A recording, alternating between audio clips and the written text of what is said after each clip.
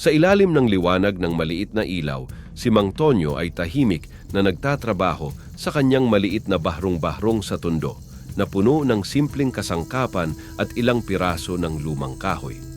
Ang kanyang mga kamay ay magaspang at puno ng kalyo, tanda ng mga taon na kanyang inilaan sa pagtatrabaho bilang karpintero. Minsan, napapangiti siya kahit pagod na pagod dahil kahit sa kanyang maliit na bahay ay palaging may kasamang mga kaibigang aso na nagbibigay sa kanya ng tuwa at aliw. Isang gabi, pag-uwi niya mula sa trabaho, nadatnan niya ang mga alaga niyang aso sa harap ng kanyang pintuan. Masayang kumakawag ang mga buntot at may mga kutingting ng ingay na tila mga batang sabik na sabik sa kanyang pagdating. Kabayan, tagpi, botsyog. Isa-isa niyang tinawag ang kanilang mga pangalan at isa-isang lumapit sa kanya ang mga aso at dinidilaan ang kanyang mga kamay. Kahit ang kanyang pagod na katawan ay tila nawawala sa tuwing nararamdaman niya ang pagmamahal at kasiyahan ng kanyang mga alaga. Si Mang Tonyo ay nakaupo sa sahig, isa-isang nilalambing ang kanyang mga aso at pinaparamdam na sila'y tunay niyang pamilya. Ang hirap ng buhay natin, ano? Sambit ni Mang Tonyo sa kanyang mga aso na tahimik na nakaupo sa paligid niya, parang nakikinig. Pero kahit wala tayong masyadong pera, ang mahalaga, sama-sama tayo.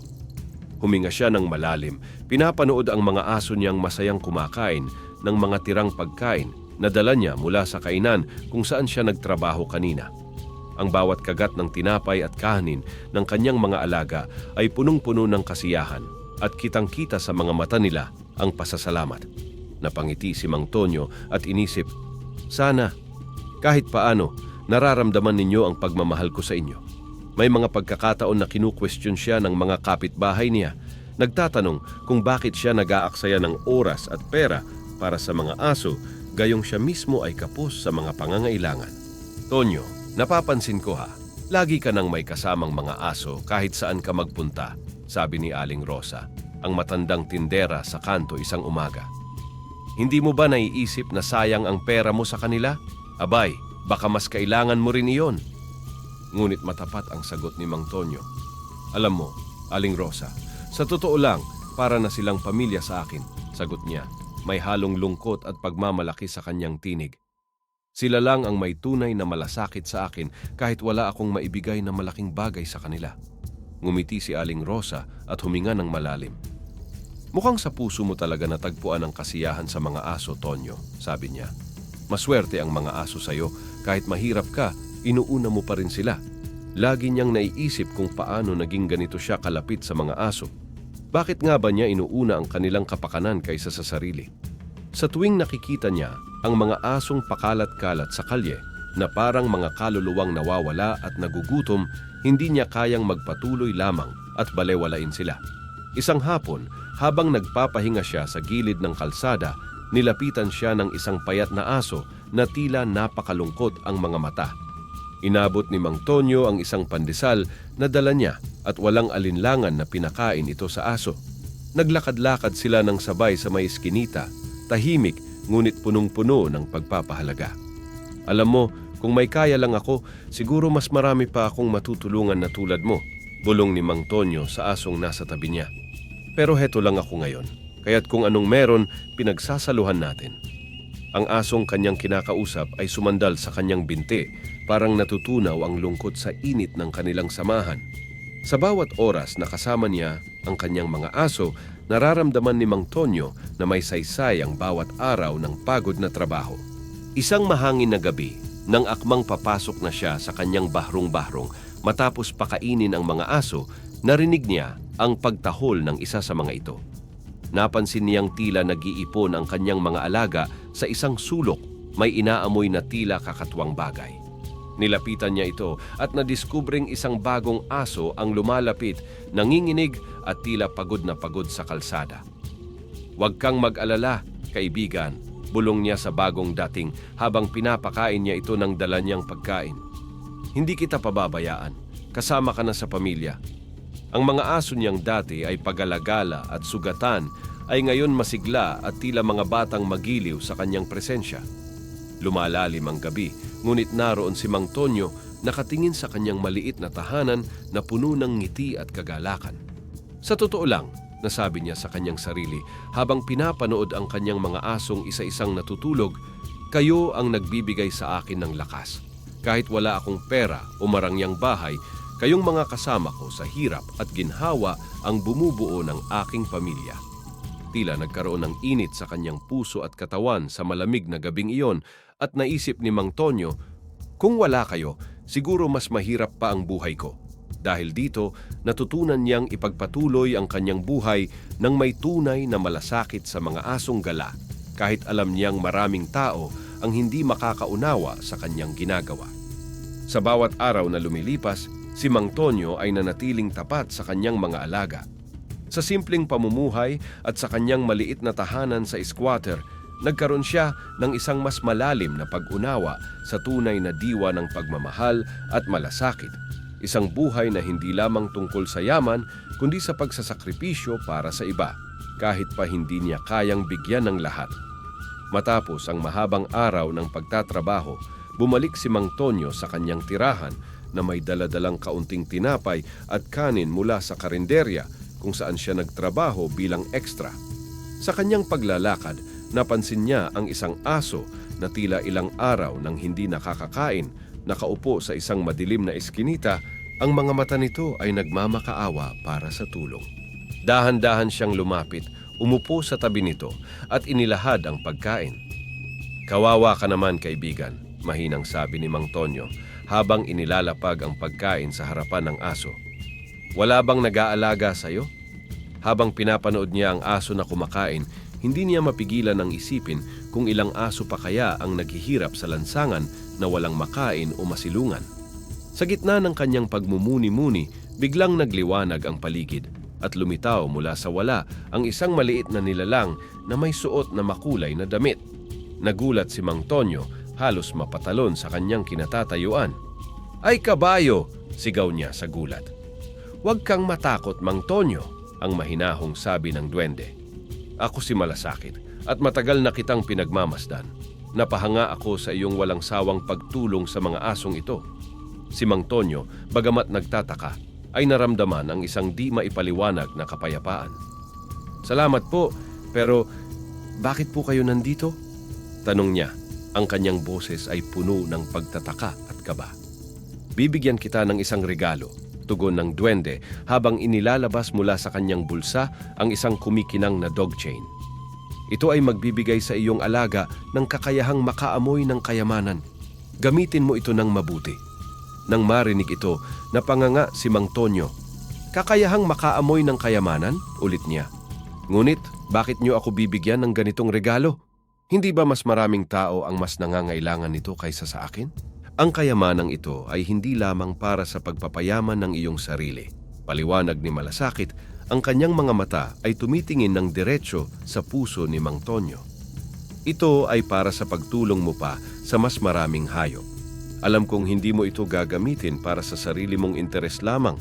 Sa sandaling iyon, naramdaman ni Mang Tonyo ang bigat at kahalagahan ng regalong ibinigay sa kanya.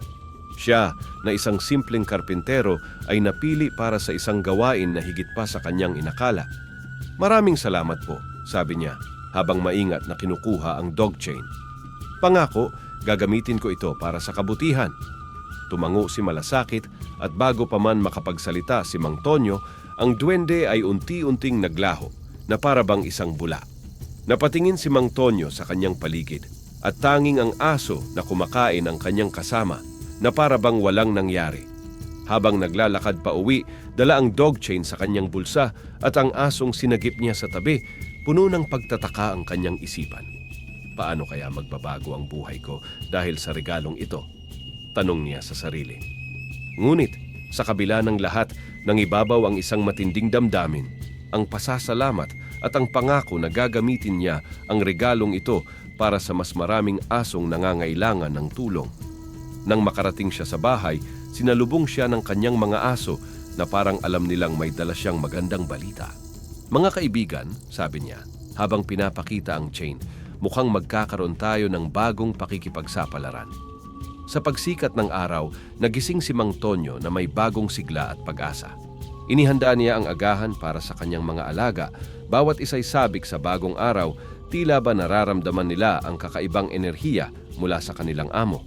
Matapos pakainin ang mga aso, kinuha niya ang espesyal na dog chain mula sa kanyang luma at mapagkakatiwalaang kabinet. Ngayon kabayan, tingnan natin kung gaano kakatotoo ang regalong ito. Sambit ni Mang Tonyo habang isinusuot ang chain kay kabayan.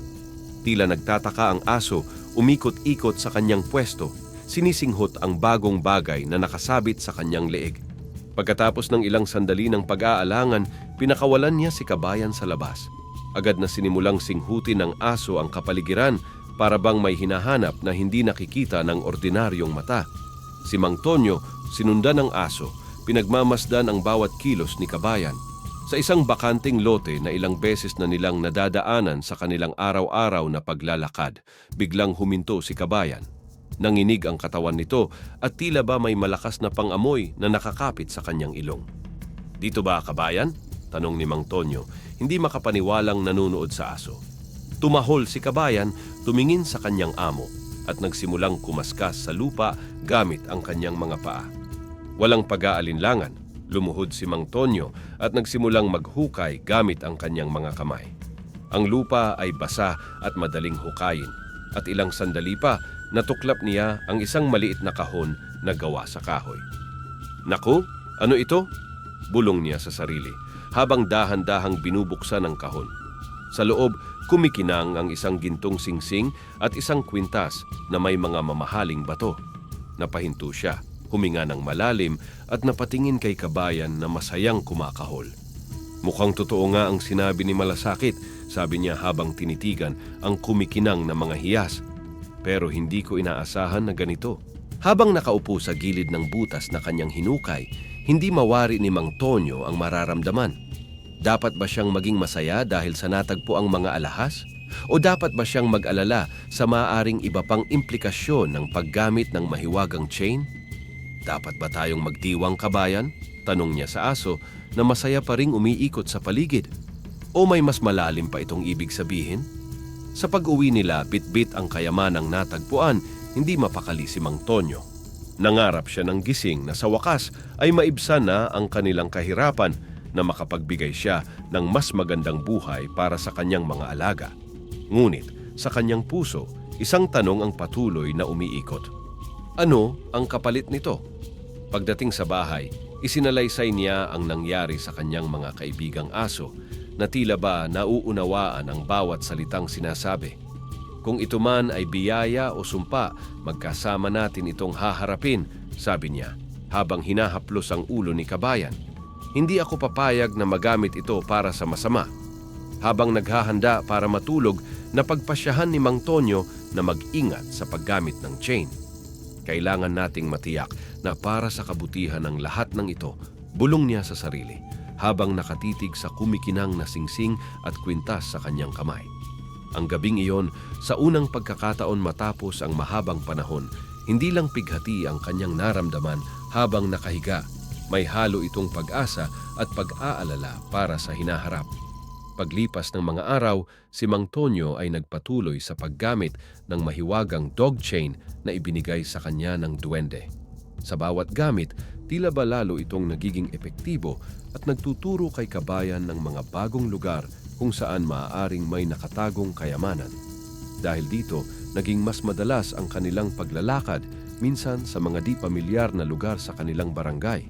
Isang hapon, habang naglalakad sila sa tabi ng ilog na karaniwang hindi nila dinadaanan, tumigil si kabayan at nagsimulang tumahol sa isang lumang puno. "Ano, kabayan? Mayroon ba dito?" tanong ni Mang Tonyo, habang dahan-dahang lumapit sa pinagtahulan ng aso. Hinukay niya ang ilalim ng puno at laking gulat niya nang makakita siya ng isang lumang garapon na puno ng mga barya at ilang papel na pera. "Mukhang may magandang balak para sa atin ang kapalaran, kabayan," sambit niya sa aso. Ang kanyang mukha ay puno ng pagtataka at saya. Sa kanilang pag-uwi, bit-bit ang garapon, hindi maipinta ang kagalakan sa mukha ni Mang Tonyo. Nagdesisyon siya na ang bahagi ng perang ito ay gagamitin niya para bumili ng masustansyang pagkain hindi lamang para sa kanyang mga alaga, kundi pati na rin sa mga asong gala sa kanilang lugar. Kinabukasan, nagpunta si Mang Tonyo sa tindahan ni Aling Mirna, ang lokal na tindera ng pet food. Aling Mirna, bibili po sana ako ng maramihang dog food at sana po ay may discount, sabi niya nang may ngiti. Oh, Tonyo, biglaan naman ito. Anong meron at parang napakarami ang bibilhin mo ngayon? Tanong ng tindera habang inihahanda ang kanyang order. Ah, may kaunting biyaya lang po na dumating, tugon ni Mang Tonyo, hindi na idinetalye ang tungkol sa dog chain. Gusto ko lang pong siguraduhin na mas marami pang aso ang makinabang, hindi lang po ang akin. Tama yan, Tonyo. Buti pat may mga taong katulad mo, sagot ni Aling Mirna na may paghanga sa kanyang mga mata. Sa pagbalik ni Mang Tonyo sa kanilang lugar dala ang mga dog food, masaya niyang pinakain ang kanyang mga alaga at maging ang ibang mga aso sa kalye. Sa bawat kagat ng pagkain ng mga aso, nararamdaman ni Mang Tonyo ang kasiyahan hindi lamang sa kanyang sarili, kundi sa pagtulong sa iba. Isang gabi, nang siya'y nag-iisa at nakaupo sa labas ng kanyang bahay, tinitingnan ang mga asong masayang naglalaro at kumakain, hindi niya maiwasang mapaisip. Ano kaya ang mangyayari kung malaman ng iba ang tungkol sa chain? Nag-aalala siya. Mapapahamak kaya kami. Ngunit sa kanyang puso, alam niyang higit na mahalaga ang kasalukuyang tulong na nagagawa niya kaysa sa mga posibleng panganib sa hinaharap. Sa isa pang pagkakataon, habang bumibili siya ng kape sa tindahan ni Aling Rosa, hindi niya naiwasang ibahagi ang kanyang saloobin. Aling Rosa, paano po ba ang tamang paggamit ng biyaya? Paano kung ang biyayang ito ay may kapalit na hindi ko pa alam? Si Aling Rosa, na matagal nang kilala si Mang Tonyo bilang mabuting tao, ay ngumiti at hinawakan ang kanyang kamay. Tonyo, ang mahalaga ay ang iyong intensyon. Hanggat ginagamit mo ang biyaya sa tama at para sa kabutihan ng marami, wala kang dapat ikatakot. Ang langit ay laging nakatingin sa malinis na puso. Napaluha si Mang Tonyo sa sinabing iyon ni Aling Rosa. Napagtanto niya na sa kabila ng kanyang pag-aalala, ang kanyang puso ay nasa tamang lugar at ito ang pinakamahalaga. Nang gabing iyon, nakatulog siya ng mahimbing, ang kanyang isipan ay puno ng mga pangarap, hindi lang para sa kanyang mga alaga, kundi pati na rin sa iba pang mga hayop na nangangailangan ng pagmamahal at pag-aaruga. Habang nakaupo sa harap ng kanyang maliit na bahay, si Mang Tonyo ay napaisip. Pinagmamasdan niya ang kanyang mga aso, masayang tumatakbo at naglalaro sa paligid. Nakaramdam siya ng matinding inspirasyon. Kung nagamit ko ang dog chain sa mga lugar na malapit lang, bakit hindi ko kaya subukang maghanap ng kayamanan sa malalayong lugar? Biglang bumalik sa kanyang alaala ang isang bundok na minsan na niyang narating noong siya'y bata pa. Malamig ang hangin doon, tahimik at tila may mga misteryong nakatago. Baka nga doon ako makakahanap ng mas malaking biyaya, sabi ni Mang Tonyo sa kanyang sarili. Naghanda siya ng kanyang mga gamit, nag-impake ng kaunting pagkain para sa kanila ni Tagpi at dinala ang dog chain. Lumapit siya sa kanyang tapat na aso. Tagpi, pupunta tayo sa bundok, bulong niya. Sana'y may mapala tayo roon para sa mas marami pang nangangailangan. Parang naiintindihan ni Tagpi ang lahat. Tumahol siya ng masigla. Ang kanyang buntot ay masiglang kumakawag. Matapos ang ilang oras ng paglalakbay sa makikitid na daan, narating nila ang paanan ng bundok. Bagaman pagod at may halo ring kaba, naramdaman ni Mang Tonyo ang pananabik sa kanyang puso. Tila may bumubulong sa kanya na tama ang kanilang ginagawa. Tagpi, ito na ang pagkakataon natin. Suot mo na ang chain na ito, kaibigan, sabi ni Mang Tonyo habang isinusuot ang mahiwagang dog chain sa leeg ng kanyang alaga. Agad namang nagsimulang suminghot-singhot si Tagpi sa paligid habang sinusuri ang bawat sulok na kanilang madaanan. Matagal silang naglakad, tila walang makitang bakas ng kayamanan, ngunit hindi nawawalan ng pag-asa si Mang Tonyo. Sa wakas, matapos ang ilang oras ng walang humpay na paghahanap, huminto si Tagpi sa ilalim ng isang malaking puno. Muling tumahol si Tagpi, mas malakas kaysa dati, na para bang natagpuan na niya ang hinahanap. Dito ba, Tagpi? Tanong ni Mang Tonyo, halos hindi makapaniwala. Tumahol si Tagpi ng malakas at nagbigay ng hudyat. Agad lumuhod si Mang Tonyo at nagsimulang hukayin ang lupa sa tabi ng puno. Makapal ang ugat, matigas ang lupa, ngunit hindi ito naging hadlang sa kanyang pagpupursige.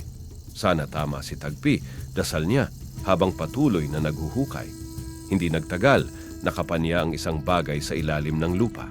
Nang kanyang bunutin, bumungad sa kanya ang isang lumang baul na tatakpan ng putik at lumot.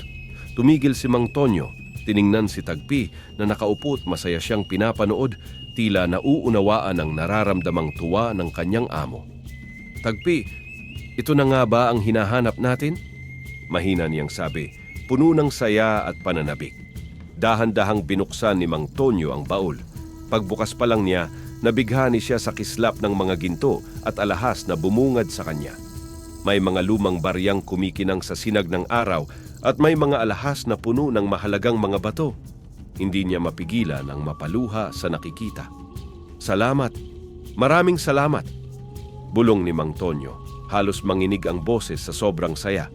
Tumango siya kay Tagpi at masayang hinaplos ang ulo nito. Ito ang biyaya na matagal na nating hinintay. Agad niyang sinimulang isilid ang mga kayamanan sa dala niyang bag, ngunit nang buhatin niya ito, ramdam niya ang bigat nito. Halos maubos ang lakas niya sa pagbuhat pababa ng bundok, ngunit sa bawat hakbang ay iniisip niya ang mga bagay na maaari niyang gawin para sa kanyang mga aso at sa iba pang mga hayop. Tagpi, kaya natin to. Bawat hakbang, bawat patak ng pawis, para ito sa inyo, sabi ni Mang Tonyo. Hinihikayat ang sarili habang bitbit ang mabigat na bag ng kayamanan. Habang pababa ng bundok, binabalak na niya kung paano gagamitin ang natagpuan. Makakapagpatayo ako ng mas malaking tirahan para sa amin ng aking mga aso. Makakabili ako ng pagkain hindi lang para sa mga alaga ko, kundi pati na rin sa ibang asong nangangailangan. Lahat ng ito ay para sa mas maayos na pamumuhay ng mga hayop, lalo na ang mga asong gala, na tila siya lang ang nakakaintindi at nagmamalasakit. Sa paanan ng bundok, huminto si Mang Tonyo at huminga ng malalim. Tumingin siya kay Tagpi at hinawakan ang dog chain. Tagpi, itong yaman na ito ay hindi lamang para sa atin. Ito ay para sa mga asong walang matuluyan, para sa mga nangangailangan ng pagmamahal at malasakit. Biyaya ito at ibabahagi natin. Tila sumasang-ayon si Tagpi. Masaya siyang tumahol. Alam niyang isang bagong paglalakbay ang naghihintay sa kanila. Sa gabing iyon, bumalik silang magkaibigan sa kanilang maliit na tahanan, dala ang hindi lamang kayamanan kundi ang pag-asa para sa mas maginhawang kinabukasan para sa kanilang mga alaga at bawat hayop na nangangailangan ng pagmamahal at malasakit. Pagbalik ni Mang Tonyo sa tundo, dala niya ang bigat ng misyon sa kanyang puso, ang gamitin ang natagpuang kayamanan upang mapabuti ang kalagayan ng kanyang mga alaga at makatulong sa mas maraming asong gala. Tahimik lang siya sa kanyang plano at walang nakakaalam ng mahiwagang kwento sa likod ng kanyang pagbabago. Ang lihim ng dog chain at ang duwendeng tumulong sa kanya ay nanatili sa kanyang puso. Isa sa mga unang hakbang ni Mang Tonyo ay ang pagbili ng mas malawak na lote malapit sa kanyang dating tirahan upang manatili sa nakasanayang komunidad. Sa bagong lugar, nagtayo siya ng mas malinis at maayos na kulungan para sa kanyang mga aso at ng bagong tahanan para sa kanya. Habang abala si Mang Tonyo sa pagpapagawa ng bahay at kulungan, madalas niyang kasama ang kanyang matalik na kaibigang si Tino na isa ring karpintero. Isang umaga, habang inaayos nila ang pader ng kulungan, hindi napigilang magtanong ni Tino. "Naku, Tonyo, grabe ang laki ng ipinagbago ng buhay mo," ani Tino, pinagmamasdan ang maayos na bakuran na ngayon ay puno ng mga kulungan para sa mga aso. "Bigla kang umasenso. Ano bang sekreto mo, ha?" Ngumiti lang si Mang Tonyo. "Masuwerte lang siguro, Tino," sabi niya. Pilit itinatago ang kwento ng duwende at dog chain. Alam niyang hindi ito ang tamang panahon upang ibahagi ang mahiwagang karanasan. Napailing si Tino at nagpatuloy sa pagbuhat ng kahoy. "Pero alam mo, Tonyo, hanga ako sa iyo. Karamihan ng tao, inuuna ang sariling kapakanan kapag umasenso. Ikaw, inuuna mo pa ang mga aso." Tumingin si Mang Tonyo sa kanyang mga alaga na masaya at komportableng kumakain sa tabi. "Alam mo, Tino, ang mga asong ito ang naging kasama ko noong walang-wala ako. Hindi nila ako iniwan kahit wala akong pera o tirahan. Ngayon na may kakayahan ako, gusto kong suklian ang pagmamahal nila sa abot ng makakaya ko. Napatango si Tino, tila naantig ang damdamin sa sinseridad ng kaibigan. Ibang klase ka talaga, Tonyo. Hindi madaling magsakripisyo para sa kapwa, lalo na sa mga hayop. Sana marami pang katulad mo. Sa mga sumunod na araw, lalo pang napansin ng mga tao ang ginagawa ni Mang Tonyo. Sa labas ng kanyang bakuran, naglagay siya ng mga plato ng pagkain at tubig para sa mga asong gala sa paligid. Hindi nagtagal, ang lugar na ito ay hindi lamang naging tahanan ng mga aso, kundi nagiging kanlungan din ng ilang kapitbahay na nangangailangan ng tulong. Isang araw, dumalaw si Aling Rosa, dala ang isang basket ng tirang pagkain. "Tonyo, sana hindi ka magsawang tumulong sa mga asong ito," sabi niya. Iniaabot ang basket. "Pero napansin ko rin, may ilang kapitbahay tayong walang makain. Nabalitaan kong tumutulong ka rin sa kanila. Totoo ba ito?" Tumango si Mang Tonyo, hindi maikubli ang tuwa sa kanyang mukha. "Oo, Aling Rosa. Hindi ko kayang baliwalain ang mga tao sa paligid ko na nangangailangan din ng tulong. Kung may magagawa ako, bakit hindi ko sila tulungan?" Napaluha si Aling Rosa sa malasakit ni Mang Tonyo. "Hindi ko akalain, Tonyo, na ganyan ka kabukas palad. Alam mo, bihira ang taong katulad mo."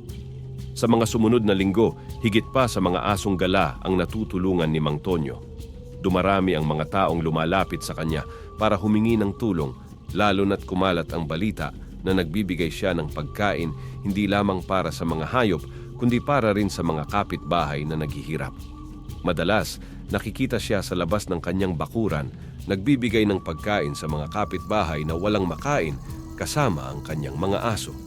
Isang umaga, habang nagpapamigay ng pagkain, nilapitan siya ng batang si Junjun. "Mang Tonyo, salamat po sa pagkain na ibinigay niyo sa amin noong isang araw. Gutom na gutom po kami noon," sabi ni Junjun na may sinseridad sa mata. Natigilan si Mang Tonyo at naramdaman niya ang init ng pasasalamat sa kanyang puso. "Walang anuman, Junjun. Ang mahalaga, kahit paano ay nakatulong ako sa inyo." Habang abala sa pagtulong sa mga aso at kapitbahay, napagtanto ni Mang Tonyo ang tunay na halaga ng kayamanang natagpuan niya. Hindi lang niya binibigyan ng tahanan at pagkain ang mga asong ligaw, kundi pati na rin ang mga kapitbahay na nangangailangan ng pag-aaruga at malasakit. Bawat araw na lumilipas, nararamdaman niyang higit pa sa pera ang kaligayahang naibibigay ng kanyang mga ginagawa. Tahimik siyang nagpasalamat sa duwende at sa mahiwagang dog chain. Kung wala ang mga ito, siguro'y hanggang pangarap na lang ang lahat ng ito, naisip niya. Ngunit sa puso niya, alam niyang ang kwento ng duwende at dog chain ay isang lihim na nais niyang itago. Para kay Mang Tonyo, ang tunay na kayamanan ay hindi nasusukat sa yaman, kundi sa pagmamahal at malasakit na naibabahagi niya sa mga nilalang na walang boses at sa mga kapitbahay na nangangailangan. Sa bawat araw, nagpatuloy si Mang Tonyo sa kanyang misyon. Sa bawat asong masayang kumakain, sa bawat kapitbahay na tumatanggap ng tulong, ramdam ni Mang Tonyo ang kabutihang dulot ng pagmamahal at malasakit. Sa kanya, ang tunay na kayamanan ay hindi ang mga gintong natagpuan, kundi ang pagmamahal na naibabahagi niya sa mga asong nangangailangan at sa mga tao sa paligid niya, mga nilalang na minsan ay naging sandigan niya sa panahon ng pangangailangan. Habang patuloy na nagbabago ang buhay ni Mang Tonyo sa Tondo, hindi niya nakalimutan ang munting duwending naging susi sa lahat ng ito. Bagaman maraming kapwa-tao ang humahanga sa kanya at nakikita ang kanyang malasakit para sa mga hayop at kapitbahay, alam ni Mang Tonyo na may isang lihim na pasasalamat siyang hindi pa naipapahayag. Isang gabi, matapos ang isa pang araw ng pagbibigay at paglilingkod, naisipan ni Mang Tonyo na bumalik sa lugar kung saan niya unang nakita ang duwende. Dala-dala niya ang ilang alay, isang basket ng prutas, ilang bulaklak at isang maliit na bote ng gatas, mga simpleng simbolo ng pasasalamat sa mahiwagang nilalang na nagbago ng kanyang buhay. Habang naglalakad sa kalye, muling bumalik sa kanya ang mga alaala ng kanilang unang pagkikita. Kung hindi dahil sa kanya, wala siguro ako sa kinalalagyan ko ngayon, naisip ni Mang Tonyo habang humahakbang sa damuhan. Nang sa wakas ay narating niya ang lugar na iyon, Inilapag niya ang mga alay sa lupa at tahimik na nagsalita. Maraming salamat sa iyo, bulong niya, puno ng taos-pusong damdamin. Dahil sa tulong mo, nagkaroon ako ng pagkakataon na tuparin ang pangarap ko para sa aking mga alaga at hindi lamang sila, kundi pati na rin ang mga taong nangangailangan. Alam kong hindi ko magagawa ang lahat ng ito kung hindi dahil sa iyo. Tahimik ang paligid, ngunit sa gitna ng kadiliman ng gabi, isang mahina at malamlam na liwanag ang unti-unting sumilay sa kanyang harapan. Napatingin si Mang Tonyo at nang bumaling ang kanyang mata, nakita niyang muli ang duwendeng nagbigay ng mahiwagang dog chain. Kasing liit pa rin ito ng dati, ngunit ang kanyang presensya ay tila may malakas na enerhiya at pag-iinit na nagbigay liwanag sa buong paligid. Ikaw ay bumalik, sabi ng duwende. Ang boses nito ay may halong kabaitan at pagmamalasakit. Nakikita ko kung paano mo ginamit ang biyayang ibinigay ko sa iyo. Ginamit mo ang yaman hindi para sa sariling kapakanan mo lang, kundi para sa kapakanan ng iba, lalo na sa mga hayop. Napaluha si Mang Tonyo sa mga salitang iyon at lumuhod siya bilang tanda ng kanyang pagpapakumbaba. Oo, at maraming salamat sa iyo. Hindi ko kayang ipakita sa mga salita ang taos-pusong pasasalamat ko. Binigyan mo ako ng kakayahang magbigay ng pag-asa, hindi lang para sa akin kundi para rin sa mga walang boses na hayop at sa mga kapitbahay ko. Tumingin ang duwende sa kanya, ang mga mata nito ay tila nakakaunawang nagbibigay ng gabay. Alam mo ba, Tonyo, matagal na kitang pinagmamasdan bago kita binigyan ng dog chain. Ang tunay na kayamanan ay wala sa gintong natagpuan mo, kundi sa puso mong puno ng malasakit. Hindi kita pinagpala dahil sa iyong kayamanan, kundi dahil sa iyong pagmamahal at sakripisyo para sa mga nilalang na nakapaligid sa iyo. Lumalim ang boses ng duwende at naramdaman ni Mang Tonyo ang init ng mga salita nito sa kanyang puso. Ang malasakit na ipinakita mo ay bihira sa mundong ito at dahil dito, hindi lamang yaman ang natanggap mo, kundi isang uri ng pagmamahal mula sa komunidad na binuo mo. Tahimik na nakikinig si Mang Tonyo, damang-dama niya ang bawat salitang sinasabi ng duwende. Nakikita ko po ang ibig ninyong sabihin, sabi niya, nang may pagninilay. Ngayon ko rin nauunawaan na ang tunay na yaman ay hindi sa mga material na bagay, kundi sa bawat ngiti, bawat tahol ng mga alaga kong masaya at sa mga tao sa paligid na nakikinabang sa kabutihan. Ngumiti ang duwende at nagbigay ng basbas kay Mang Tonyo. Sa bawat araw na lumilipas, gamitin mo ang biyayang ito para sa mabuti. Hindi mo na kailangan ng higit pang yaman, Tonyo, dahil natagpuan mo na ang kayamanang higit sa anumang makikita sa mundong ito. Huwag mong kalimutang magpatuloy sa iyong misyon. Naramdaman ni Mang Tonyo ang kakaibang init sa kanyang dibdib, isang damdamin ng pasasalamat na hindi niya kayang ipaliwanag. Maraming salamat. Pangako ko na hindi ko kailanman pababayaan ang mga hayop na ito at kung may kakayahan pa akong tulungan ng iba, gagawin ko. Bago naglaho ang duwende, hinawakan nito ang kanyang kamay at nag-iwan ng isang huling salita. Isa kang inspirasyon, Tonyo. Ang kwento mo ay magsisilbing aral na ang tunay na kayamanan ay wala sa material na bagay, kundi sa pusong nagmamahal at nagmamalasakit. At sa isang kisap mata, nawala ang duwende, ngunit iniwan nito si Mang Tonyo ng pusong mas puno ng pag-asa at inspirasyon.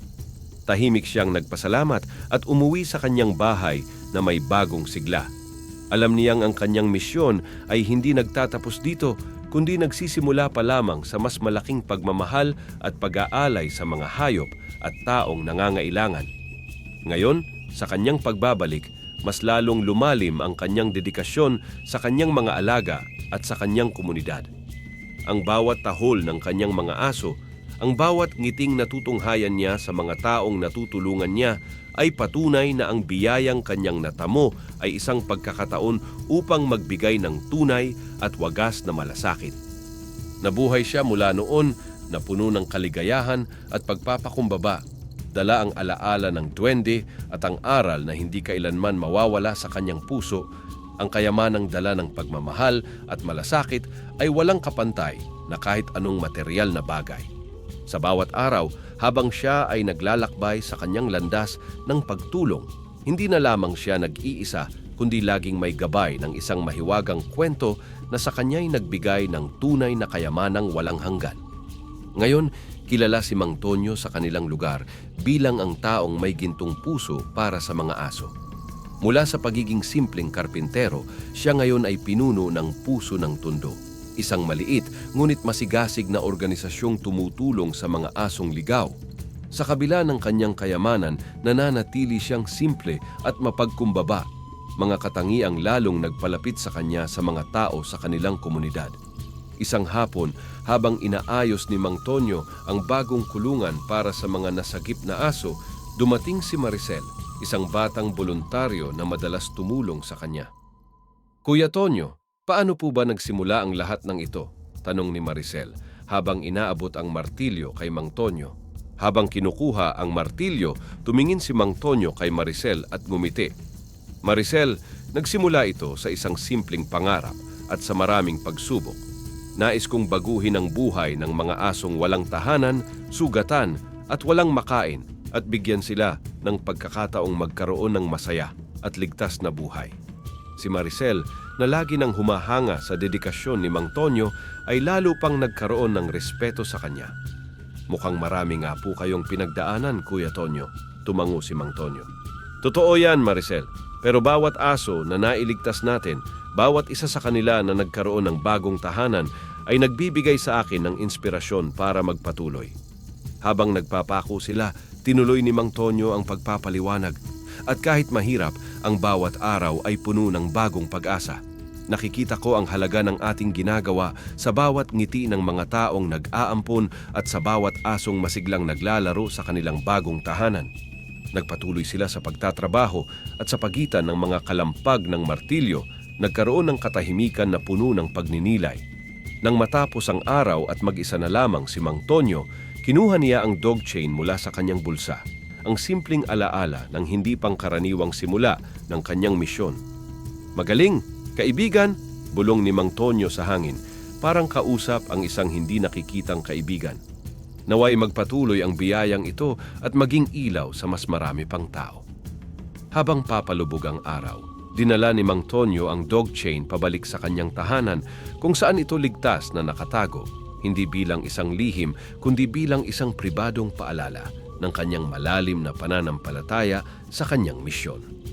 Ang kwento ni Mang Tonyo ay isang inspirasyon, hindi lamang sa Tondo, kundi sa mga kalapit na lugar din, na nagpapatunay na ang tunay na yaman ay hindi nasusukat sa materyal na bagay, kundi sa kakayahang magbigay ng pagmamahal at pag-aalaga sa mga nilalang na walang boses at sa mga taong nangangailangan ng tulong at gabay.